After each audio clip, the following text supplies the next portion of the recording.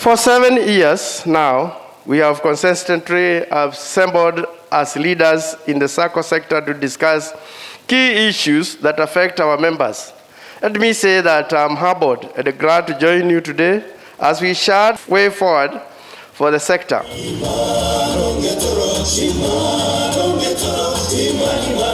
This year's same, SACCOs collaborate, the clock is ticking, is inspired by the need for survival and growth through collaboration to enable SACCOs compete in the financial sector. The main catalyst in this agenda is the member, customer, and their rapidly evolving needs and expectations. I wish to challenge the SACCO leadership present to spare some time for the 3 days you will be here, to explore on sustainable ways to overcome some of the prominent problems that are facing our SACCOs. Key among them, inadequate capital base. A number of our SACCOs, they are not strong. Their capital base is weak. So if there will be any turbulences, they are likely to be affected. To facilitate the sustainability in the cooperative sector, noting the cooperative model business in the country is the best vehicle of mobilizing savings among the poor and middle class. National government, through the Finance Act 2018, passed an amendment to the Cooperative Societies Act to ensure the reporting framework for cooperative in the technology enabled the real time for effective monitoring of performance of all cooperatives in the country. I want to tell you, as the Vice Chair of the Standing Committee on Tourism, we are ready to be your partners. But Senate can only do as much as you engage it. What we've realized is that the SACCO model is quite resilient and can weather storms. Other than ourselves and family members, it was realized last year that we are the only people who continued lending and providing financial assistance to our members. That is besides family members and friends. The other financial institutions stopped lending, save for maybe 1 or 2 in our country. I think you can grow depending on how you treat your members. If you show empathy, and empathy is understanding, putting yourself in your members' shoes. In such circumstances, Equity put itself in the shoes of its members and realized businesses had been closed, they had been told to stay at home, and we asked, it is business that pay. If business is closed, how will they pay? Let's give them a holiday of repayment. When you are making decisions, weigh their situation and their circumstances, and you'll develop a trusted relationship. I'm also happy about the phenomenal growth experienced in the sector with 175 deposit-taking SACCOs and 185 non-deposit-taking SACCOs that are now being regulated by SASRA. Most of these things happened in the course of last year. And let me also encourage you to continue ensuring that you place value on good leadership and governance systems to ensure growth in your SACCOs. I give you my assurance on the appropriate policies, regulated and legal framework that shall be put in place for sustainable growth and development of not only the SACCO subsector, but for the cooperative movement at large. The Committee on Trade and Industry and Cooperatives will fast-track the possible amendment to the Cooperative Societies Act to facilitate the establishment of Cooperative Societies Regulatory Authority, SASRA, to oversee the regulations of the SACCO's cooperative, hence safeguarding members' resources and investment. We appreciate the role that is being played by SACCOs and the cooperative movement in general in enhancing financial inclusion, and such initiatives aimed at reaching out to the SACCO fraternity are always welcome.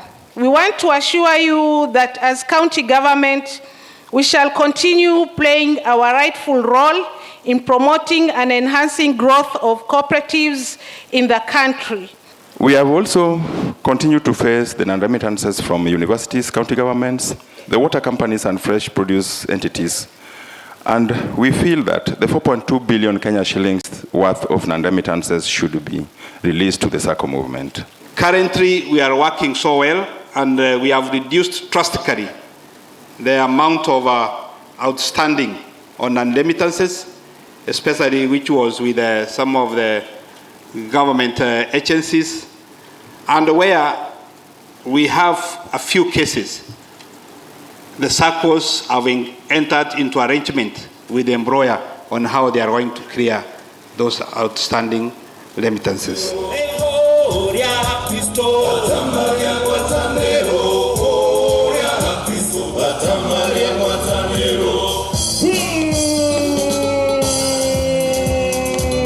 How do we co-create this collaboration as a distinctive strategy in SACCOs?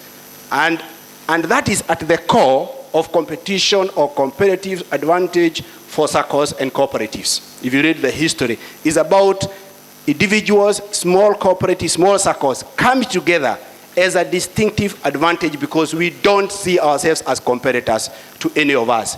Is a question of can we hold our hands, collaborate strategically for the greater good of all of us. What is our vision? What is our long-term game as an industry? If your job is to conquer all the SACCOs in your county, you'll do it. But that is a short-term game because you can achieve it. The question is, what is a long-term game? And that long-term game is when you think beyond this generation seated here, that you want your SACCO to be there competitive and impacting in lives. Competitors don't even need a physical presence in your area. All they need is digital presence. Digital presence. They don't have to come there and open an office and set up and do all the things and pay licenses. All they need is a digital presence in your area. And there you start losing your clients. It's therefore important to have a plan, to respond very strategically to what's happening around us. So you can compete more effectively when you leverage each other's strengths. But then one needs to know what these strengths are. Your commitment to a team will not make a difference unless you are willing to cooperate and collaborate with other people. You can bring together exceptional professionals in each one of them in their own field. But unless and until they are willing to collaborate, they are, number one, they are a group of exceptional individuals. They will not deliver, at least not the optimum. So even if you have a great group of individuals, exceptional professionals, skilled individuals, people who are very good at their thing, the job of the leader is to put them together, to gel together, and if you are able to, make these people into an exceptional group of exceptional individuals, you are a winner. Never lose your vision and mission, irrespective of the circumstances. Because once the essence of your organization ceases to exist, then the organization ceases to exist in the minds of its members. When you are consistent in behavior, never waver, never change, the customers are also consistent in their behavior, or the members will be consistent in their behavior. And that is how you understand the growth. You stop doing the right things that generate growth, the growth also disappears. It also stop coming. So consistency in whatever you do is very important. It can't be a situation that you see me now, tomorrow you can't see me. See me now, now you don't see me. You have to be seen all the time. The member is looking for a consistent, reliable, dependable relationship. And that is what Equity has excelled in. And that is what has created the runaway equity.